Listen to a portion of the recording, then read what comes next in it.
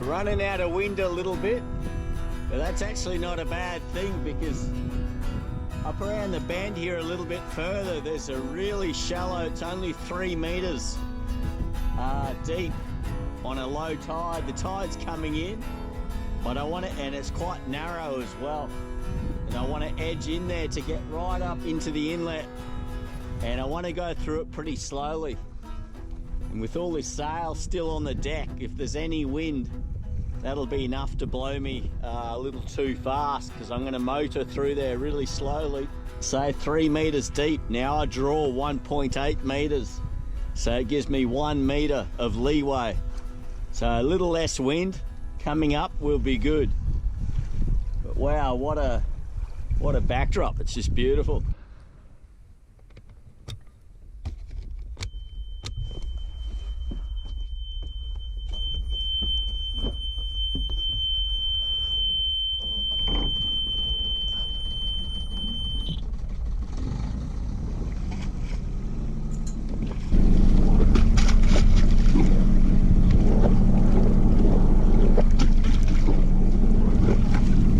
Make sure it hasn't run dry. The pump's working.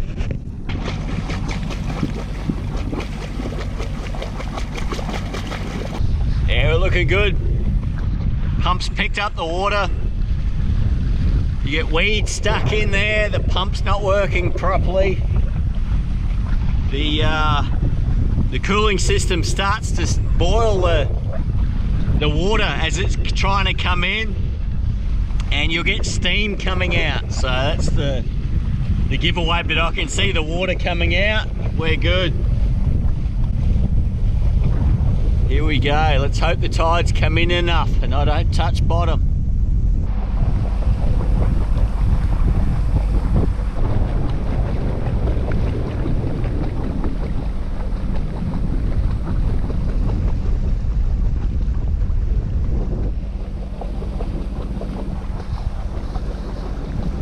Wow, what a view.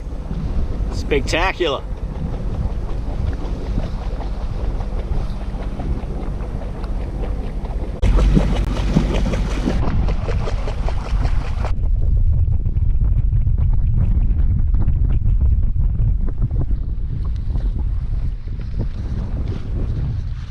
In we go.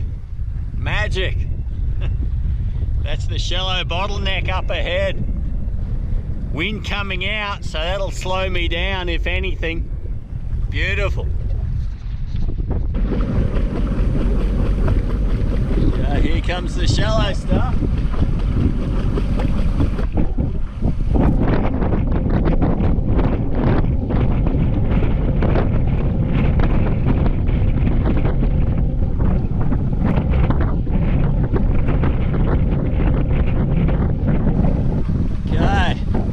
Worst of it, we're through. A little bit difficult, the wind straight on the bow, sort of deviating me off course with the low speed. But we got through. You know, the depths on the charts are for the biggest spring low tide, so you've normally got a little bit of space to play with, but pays to be careful.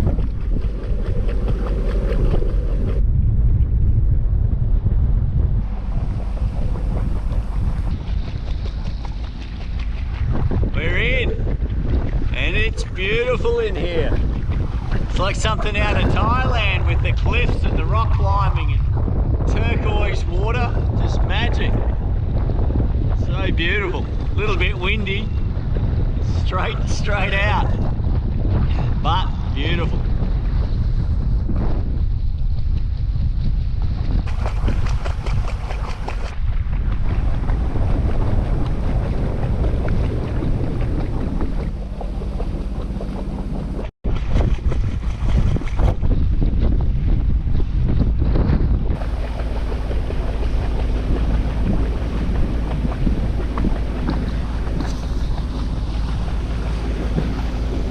Nice looking flats there.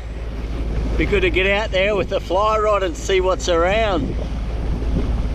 There's also a couple of quite deep holes in this inlet. There's one around 45 meters deep and a couple of others around the 33 meter mark, which are not that deep really in this part of the world, but they're fairly deep and a good depth for me to drop my prawn trap and crab trap in.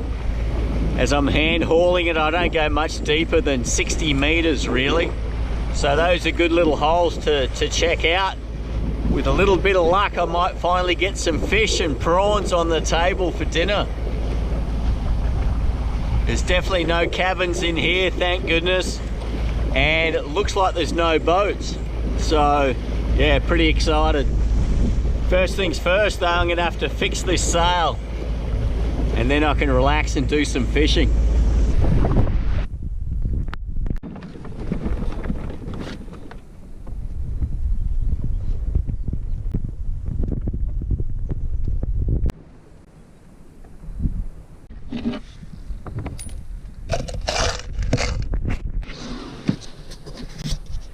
Well, I thought I was gonna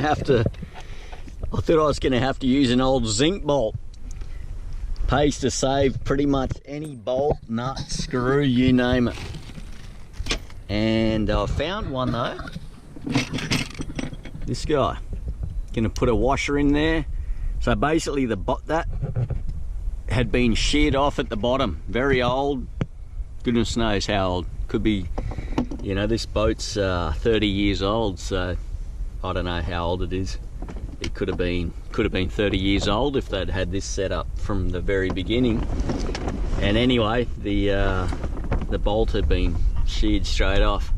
So we'll stick another one in there, and when I get back to port, I'll probably do the same for the starboard side. Yeah, so that's interesting to see. You're constantly doing this, particularly with a second-hand boat. But I think I've been able to fix this no problem. So we're in business.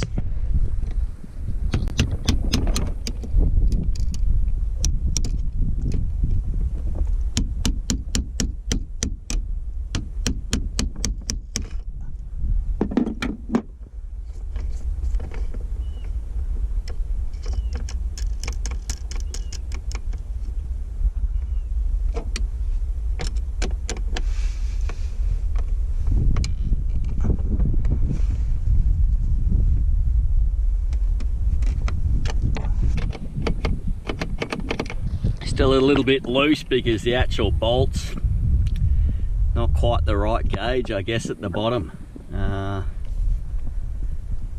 It's gonna have to do though, unless I put a nut on the end of it. That could work. No, it couldn't, because I won't be able to get it along the track. Just gonna have to be loose. Yeah, once there's tension on it with the sail, it shouldn't matter too much. Anyway, sometimes you just got to make do. That's how it's going to be with that guy. It's all good. We'll rig it all back up and lunch and tea time.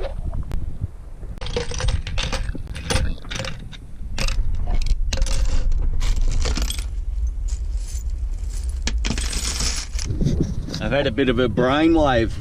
I can't slide a nut across there, but if I stack up a couple of washers inside the recess and the bolt goes down through inside the washers and these washers just fit in the recess, then it'll be nice and snug inside. That's the plan anyway. So the bolts and washers and nuts have come out again, but yeah, shouldn't be too hard. They don't look to be stainless, those two, but it'll do for now.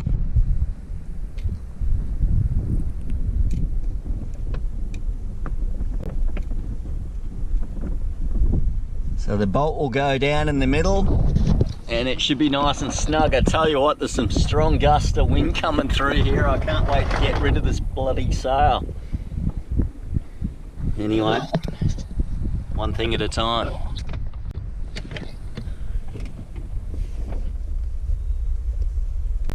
Okay, that's tight. Still a bit of movement, but not as bad as it was. Wow, there's a brown bear just over here.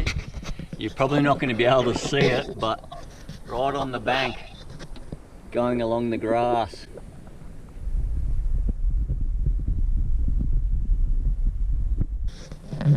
I saw one on the way in as well, but there's no way you'd see it with this wide angle lens.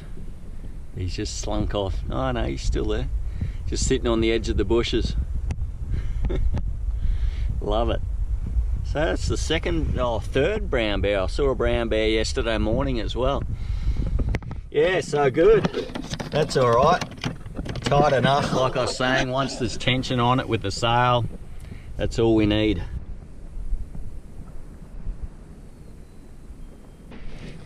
All right, that's it.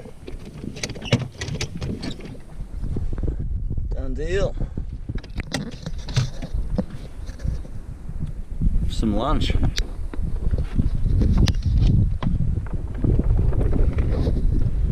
Oh, there he is. You won't be able to see him because he's too far away, but yeah, they love grass this time of year. He's just cruising across the little green patch in the distance. Pretty much looking straight over at us now. They look so playful, but they tear you to pieces. Beautiful animals. They're normally scared, I find. When you see them out here in the wilderness, they shoot through pretty quickly. Yeah, the wind's blowing that way. He can probably smell us, I'd say.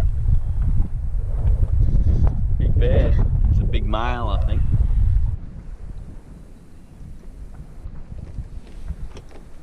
Hey, next job. Tools. A quick unpick, a couple of needles, some dental floss, a thimble, and I'm gonna need a Phillips head to get that thing off so I can get the runner out. And T. Yeah, so basically that guy's broken. The little piece is still in the mast track. I've got to take that plate off, get that out. Sew another one of those stupid plastic things on there which break all the time, and then put it back in. Do up the Phillips head screw, job done. Easy enough.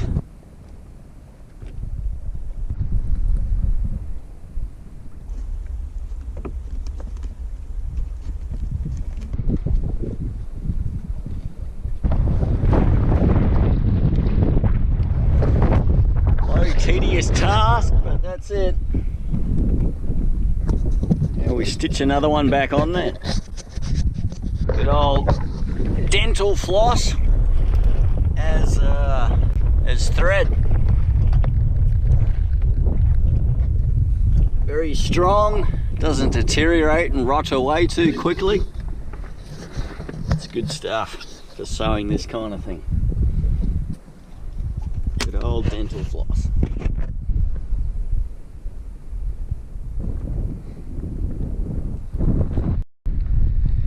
Once you get down to putting the needle through the actual sail, get rid of the thimble, pair of pliers, and you use the pliers to pull it through. That recess there, that's your thimble. Push it through, get the pliers on the other end of the needle and pull it through. It's a bit hard if you're doing it by hand, which most people do, I guess, unless you're making the sail. But anyway, we're getting there. Looks strong. The blooming plastic things break long before the stitching does, so no worries. There we go. As good as new. Pays not to use a rusty needle. I broke one just a moment ago, so I had to go back to another one that's been sitting there for a while. It's a little bit rusty. Anyway, job done. I'll slip that back into the mast, take that little plate off, slip it in, put the plate back on so they can't pop out, and Hopefully we don't break another one too soon. I've got a few in supply, you know, just as backups, but it is a pain in the backside. I'd rather be fishing. Get this in there and then that's what we'll go and do. See if there's anything around.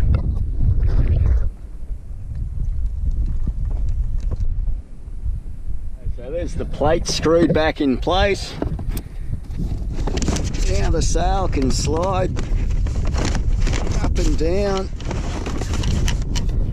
There's the good metal ones which don't break, but wear your mask. So that's basically how it works. Easy. Now I've got to pack the thing, which is always fun by yourself, but we're only on a 35 footer, so it's not too bad. It could be worse. And then we'll go fishing.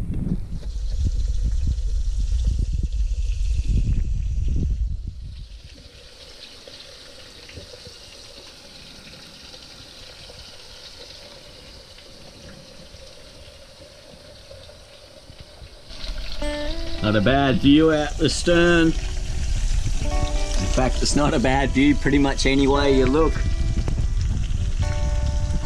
Magic area, just beautiful. Well, I managed to pick up a little flounder, which is ideal for one person. For me, I don't need a big halibut. These little guys are pretty tasty. It's not like all the rockfish and the lingcod, which are kind of soft-fleshed and pretty poor, I think. Halibut and salmon and trout, if you can find them. That's what's good to eat up here in Alaska, I think. Personally, I'm not a fan of the rockfish and lingcod. It's pretty soft-fleshed.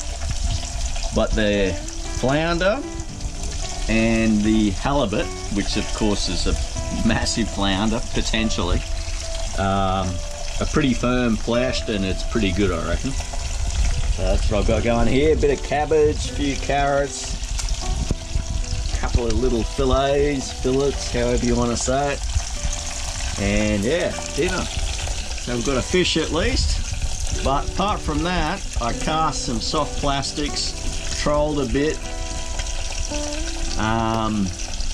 jigged a bit, and that's the only thing I've encountered jigging. So yeah, definitely wasn't hot fishing, unfortunately, but tomorrow's another day. We'll see what's out there tomorrow. There's a good sized river that flows from a lake just around the bend here, so that'll be interesting to check out tomorrow. I'll see you then. Gonna eat this later on and hit the sack. I'm tired again, long days.